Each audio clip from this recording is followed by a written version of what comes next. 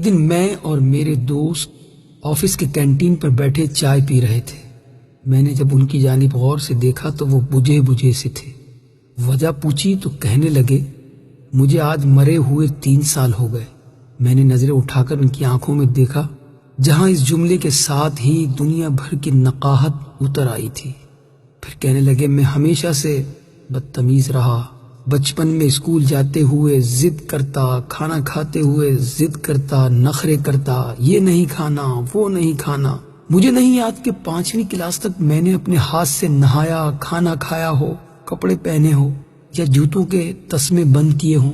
باپ، بہن اور بھائی کی محبت مجھے نہ مل سکی۔ پرائمری اور مڈل اور پھر میٹرک تک یہی عادت رہی کہ رات کو سونے سے پہلے کتابیں، کاپیاں، بیگ، غرض تمام چیزیں ادھر ادھر بکھری چھوڑ کر سو جاتا، مگر صبح آنکھ کھلتے ہی دیکھتا کہ تمام چیزیں بہت سلیقے سے بستے میں پڑی ہوئی ہیں اور میرا بیگ بڑی نفاست سے میز پر رکھا ہوا ہے۔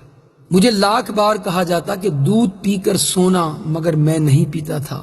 لیکن جب صبح اٹھتا تو لبے شیریں، منہ کا ذائقہ بدلا ہوتا۔ پہل تو پتہ نہیں چلتا تھا، مگر آہستہ آہستہ پتہ چل گیا کہ رات کو نیند میں ہی دودھ پلا دیا جاتا تھا۔ رات کو کبھی آنکھ کھلتی تو دیکھتا کہ بارش ہو رہی ہے اور مجھ پر کمبل ڈال دیا گیا ہے تاکہ سردی نہ لگے۔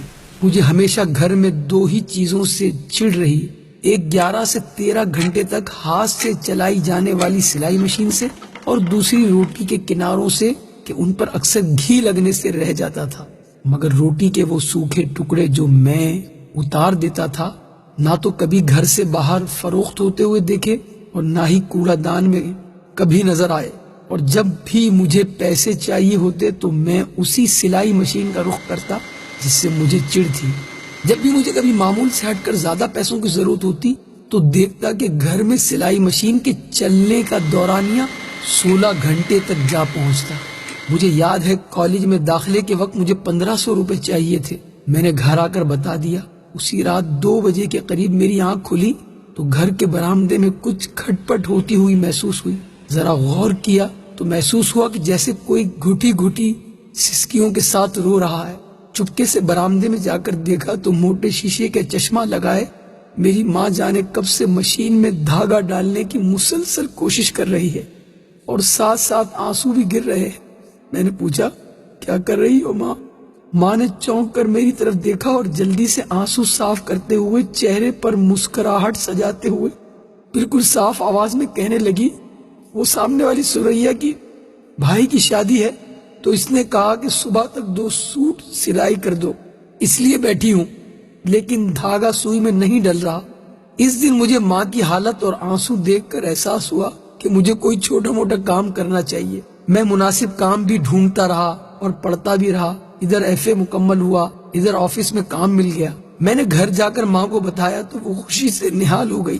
فوری شکر پارے لا کر محلے میں بانٹ دیے۔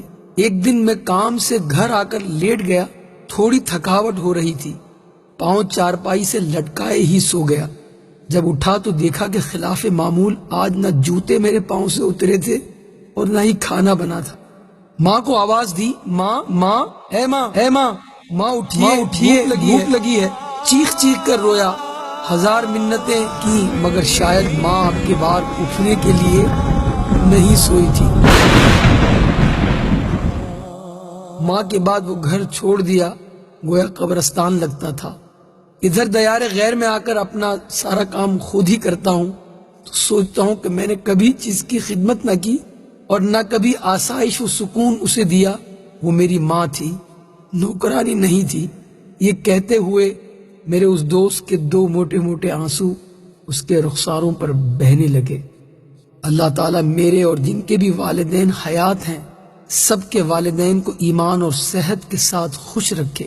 ماں بڑی نعمت ہے، اس کی قدر کیجیے۔ ماں بڑی نعمت ہے، اس کی خدمت کیجیے۔ ماں بڑی نعمت ہے، اس کا احساس کیجیے۔